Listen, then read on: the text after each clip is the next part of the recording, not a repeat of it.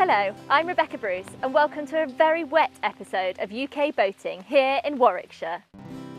We chat to the staff and visitors at Calcut Boats Marina in Warwickshire to see what's on offer, besides space for 250 narrowboat moorings.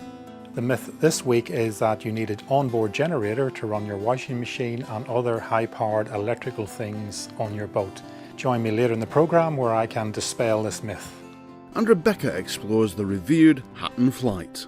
First day we did the Hatton Lock. Did and you? It was like, But you wondered what you'd let yourselves in for? yeah, we did.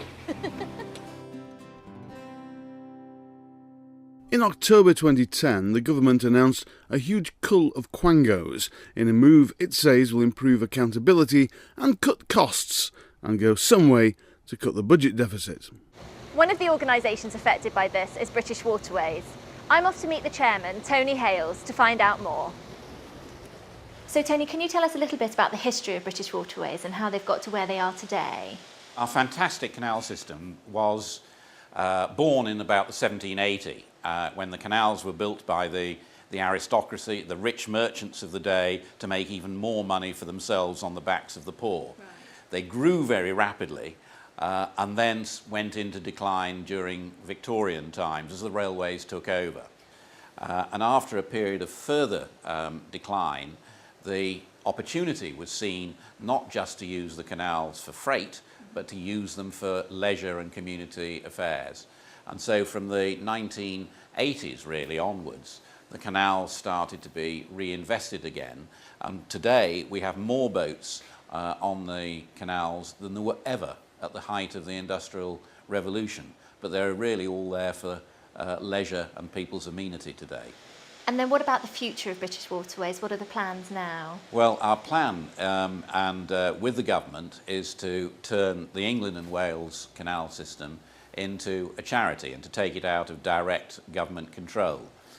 We believe this will create a more sustainable financial footing for the network, but it also gives the opportunity to give local communities, local people and national stakeholders like the boat operators a real opportunity to feel ownership and responsibility for their canal network, rather than it be the responsibility of a government minister and his civil servants. And so was this a government initiative or British Waterways and the government chatting it through together? How did it come about? Well, I would say that it's very much a British Waterways initiative, right. Which the government adopted after the election. Fine. And certainly fits in with some of their philosophy, the coalition's government, of transferring power and responsibility to ordinary people and local communities. Yeah, the big society. Yeah, absolutely. Okay. So can you take us through the hierarchy and the staffing and how that will work with the new charity? Well, the initial management is not going to be radically different to now. Right. I should say that Scotland will be staying as part of the Scottish government, and it is devolved at the moment. So Scotland will not be part of the charity. Right. But the management will be essentially the same. But in terms of the governance will be through a council, will be through a board of trustees, yeah. And very strong 11 partnerships, waterway partnerships, which will be at a much more local level. Tony, can you take us through how this is going to work financially then, as I know that's a little bit of a concern with new things happening and you guys are still working through the processes for that? I think the first thing is to realise that the majority of our income is now self-generated. Right. Through property, through utilities, we supply water to people, we have telecom lines down the canals, and of course the income from boaters. So over 60% of our income is secured through commercial activity. Right. The government has offered a 10-year commitment of £39 million a year. This is a very serious commitment, and we wouldn't, if we hadn't thought that that was a very good starting point, we wouldn't have got to this current stage. Right. We think it's not quite enough. I think the Minister has indicated there is a little bit of wiggle room, so there's clearly going to be some bargaining, let's put it that way, because we all, both the government and indeed the trustees, everybody wants to see this new charity set off on the right footing. Yes. We then need to build our new sources of income, and our target is about 10%. You know, it's about £10 million over a period of time.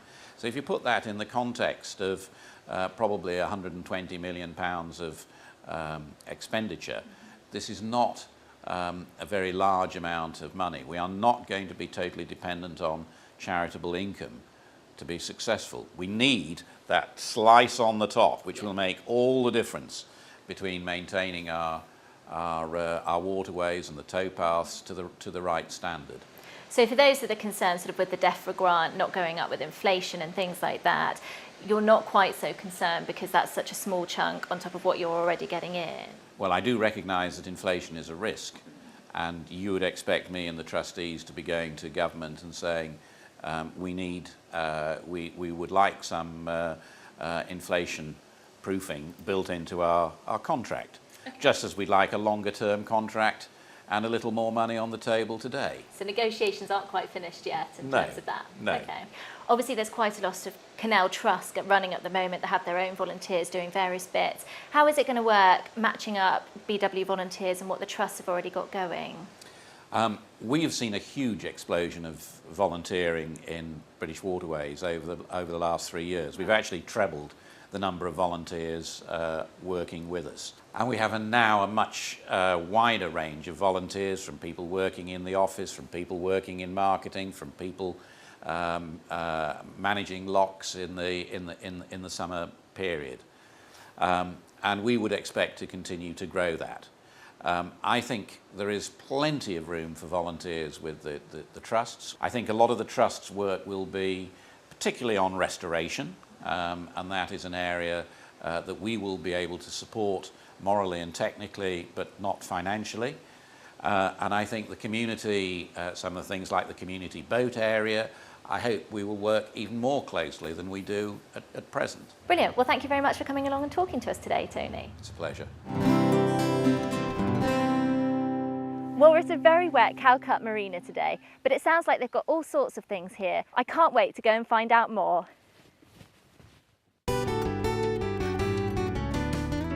Calcutta Boats Marina is ideally placed at the junction of the Grand Union and Oxford canals, with connections to a number of busy canal routes across the Midlands.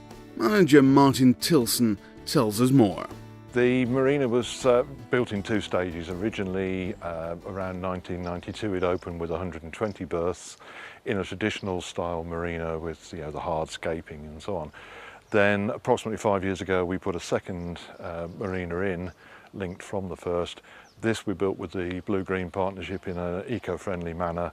It's all done with recycled resources. It's got an island in the middle, it's got a wildlife reserve, very much built to blend into the countryside around it. I think just really the laid-back attitude really of the owners. I think it makes people feel as though it's your marina. You can come down here. We often do. We live 5 minutes away, and sometimes we come here for the weekend and we don't go anywhere. We just stay here on the boat. There are a number of fields around the site, as also a couple of woods which have been planted. The fields are all SSSI, sites of special scientific interest, with orchids and cowslips in them, etc. And we encourage people to go wandering. And as you've probably heard in the background, we have the reservoir here with all the water birds on board. Years ago, my family used to do boating, and we used to moor fairly local to here. And so I knew of the marina. So we came here on that sort of recommendation, and other people we knew were here. When you head out from here, you've got a number of choices. You can head over that way, which takes you down to Warwick and Leamington, Warwick Castle and so on. Slightly more to the left, you go to Stratford-on-Avon with all the obvious known attractions of Stratford. Rugby with Rugby School, etc. is just up the road that way, and Northampton a short way that way. So there is a lot of places you can visit. So you can go from London down to Oxford, Banbury, through Leamington up to Birmingham. There's lots of different directions you can go. Take us through a bit of the facilities that you will find here. Well, that is another plus point. It's got everything here. They've got pump out, which is important on narrowboats. There is a pavilion for the members with showers and toilet blocks and a laundrette in the middle. You've got water and electricity on tap on each mooring. Right. And you just pay for that as you use it, which lasts, I mean, a £10 card lasts you about, depends what you do, but just charging the batteries up lasts about 6 months. So. So as soon as you're here, you can plug into the mains, which you can use when you're here, but it also keeps the batteries topped up for when you do go away. We've obviously got the basics of a chandlery and a small shop selling both minimal supplies and also souvenirs. We have effectively every service that you need on a boat, from painting to slipping it out the water to rebuilding the woodwork inside it. As long as it's not shot blasting or full replating, we do it. They will actually come and take your boat when you're not here, go and do the job and bring it back. Brilliant. So dry docking and blacking's done in a jiffy. It is quite a useful place to be, and if you've got any problems, they're always helping you out, so it's great. We effectively do all types of boats. So the shortest we have here currently is 24 feet, the longest we have is 72 feet. So we can do the full range of lengths of boats there. We only do steel narrow boats. We don't get into cruisers because GRP and steel don't tend to mix. Anything that they could improve or that they're missing at the moment? Well, there's nothing that I've found them lacking. You know, they've got a shop, so you can get all the essentials, and if there's anything that they haven't got, they can get it. You know, so I've been here about 5 years, and I've not found anything that I thought, oh, I wish they did that. It's a small point, but for us moorers, if we could get diesel down here rather than having to go up a couple of locks to the berth and then down, it's just a bit of a fag doing that, but it's a small point. So in terms of sort of the whole package and value for money, how would you rate it? Very good. It's quite good here, yeah. Great. So a mixture of sort of location, facilities and what you're paying all seems to tie in quite nicely. Definitely. Fantastic. Well, I think compared with other marinas, I think it's you know, really quite competitive. I don't know exactly, but I suspect it's slightly cheaper. I'm hesitant to say that to them. I know, you don't want them to increase it. Yeah, we've heard that before. So there you have it, a cosy atmosphere with a warm reception for these returning moorers. Why not stop by and check Calcut Boats Marina out for yourself? You'll find all the information you need at their website, www.calcutboats.com. Well, that's it for part one. But join us again after the break when we'll be hearing from Charles Sterling about how to run larger appliances like washing machines on our boats without any generators. And I'll be cruising the Hatton Flight with Neil on his boat Isabel.